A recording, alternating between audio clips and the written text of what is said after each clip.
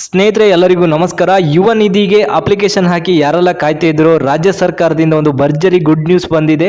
April ತಿಂಗಳ ಯುವ ನಿಧಿಯ ಹಣವನ್ನು ರಿಲೀಸ್ ಮಾಡಲಿಕ್ಕೆ ಹೊರಟಿದೆ. ಹಾಗಾಗಿ ನಿಮ್ಮ ಅಕೌಂಟಿಗೆ ಯಾವತ್ತು ಬರುತ್ತೆ, ಹಾಗಾಗಿ ಹೊಸಬರಾಗಿ ಇನ್ನು ಅಪ್ಲಿಕೇಶನ್ ಹಾಕದೆ ಈ ಒಂದು ಯುವ ನಿಧಿ ಅಮೌಂಟನ್ನು ಹೇಗೆ ಪಡ್ಕೊಳ್ಳೋದು, ಹಾಗೆ ಯುವ ನಿಧಿಗೆ ಅರ್ಹತೆ ಮಾನದಂಡ ಏನಿದೆ, ಎಲ್ಲ A to Z ಮಾಹಿತಿನ ಈ ವಿಡಿಯೋದಲ್ಲಿ ತಂದಿದ್ದೀನಿ. ಯಾರೆಲ್ಲ ಹೊಸಬರಾಗಿ ನೋಡ್ತಾ ಇದ್ರು ಈ ಕೂಡಲೇ ಸಬ್ಸ್ಕ್ರೈಬ್ ಮಾಡ್ಕೊಳ್ಳಿ. ಯಾಕಂತ ಹೇಳಿದ್ರೆ ಸರ್ಕಾರದ ಪ್ರತಿಯೊಂದು ಹೊಸ ಅಪ್ಡೇಟ್ ನ್ಯೂಸ್ನ ಈ ಚಾನಲಲ್ಲಿ ತರ್ತಾ ಇರ್ತೀನಿ.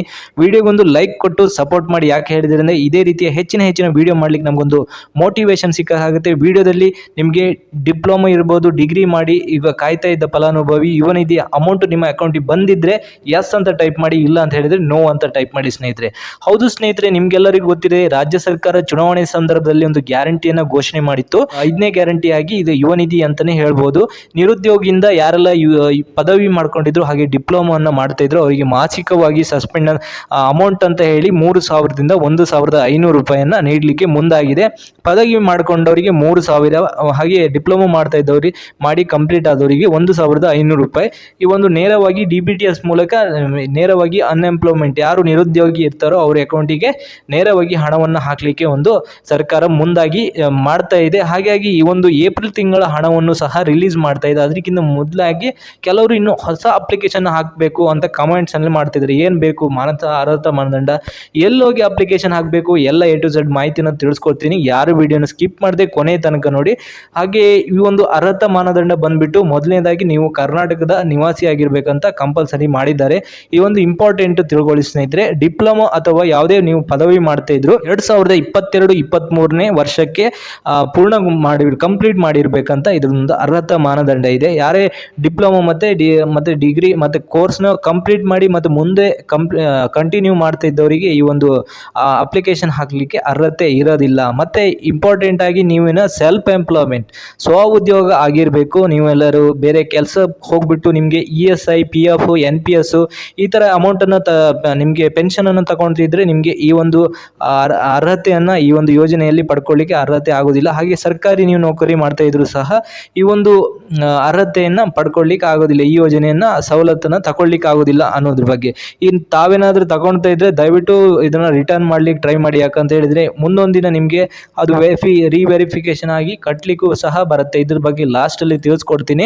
ಹಾಗೆ ಆನ್ಲೈನ್ ಅಲ್ಲಿ ಹೇಗೆ ಅಪ್ಲಿಕೇಶನ್ ಹಾಕಬೇಕು ಅನ್ನೋದ್ರ ಬಗ್ಗೆ ನೀವು ಸೇವಾ ಸಿಂಧು ಪೋರ್ಟಲ್ನ ನೀವು ಮೊಬೈಲ್ ಅಲ್ಲಿ ಹಾಕ್ಬೋದು, ನಿಮ್ಮ ಲ್ಯಾಪ್ಟಾಪ್ ಕಂಪ್ಯೂಟರ್ ನೀವೇ ಖುದ್ದಾಗಿ ಹಾಕ್ಬೋದು.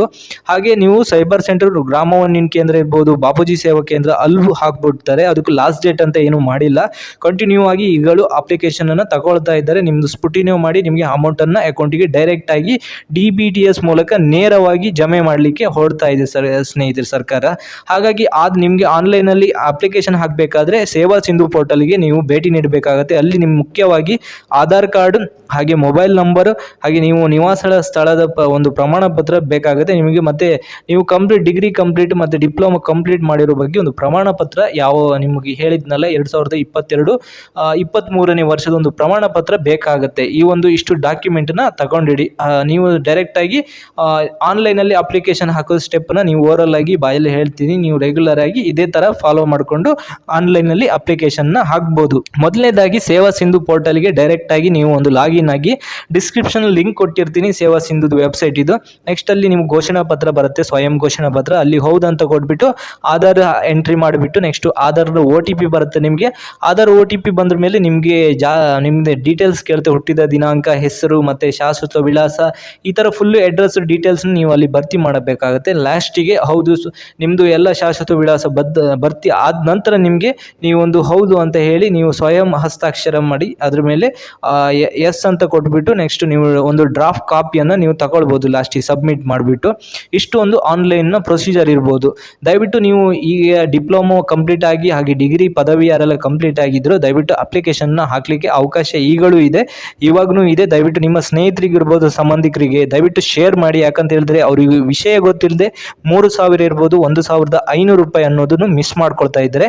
ನಿಮ್ಮ ಸ್ನೇಹಿತರಿಗೆ, ಸಂಬಂಧಿಕರಿಗೆ ಎಲ್ಲರಿಗೂ ಶೇರ್ ಮಾಡಿ. ಹಾಗೆ ಹೊಸಬರಾಗಿ ಯಾರೆಲ್ಲ ನೋಡ್ತಾ ಇದ್ರು ಈ ವಿಡಿಯೋನ ದಯವಿಟ್ಟು ಸಬ್ಸ್ಕ್ರೈಬ್ ಆಗೋದನ್ನ ಮರಿಬೇಡಿ. ಯಾಕಂತ ಹೇಳಿದ್ರೆ ಸರ್ಕಾರದ ಪ್ರತಿಯೊಂದು ಹೊಸ ಅಪ್ಡೇಟ್ ನ್ಯೂಸ್ನ ಈ ಚಾನಲ್ ಅಲ್ಲಿ ತರ್ತಾ ಇರ್ತೀನಿ. ವಿಡಿಯೋಕ್ಕೆ ಒಂದು ಲೈಕ್ ಕೊಟ್ಟು ಸಪೋರ್ಟ್ ಮಾಡಿ. ಕಮೆಂಟ್ ಸೆಕ್ಷನ್ ಅಲ್ಲಿ ಏನೇ ಡೌಟ್ ಇದ್ರು ತಿಳಿಸ್ಕೊಡಿ ಸ್ನೇಹಿತರೆ. ಮುಂದಿನ ವಿಡಿಯೋದಲ್ಲಿ ಸಿಗ್ತೀನಿ. ಎಲ್ಲರಿಗೂ ನಮಸ್ಕಾರ.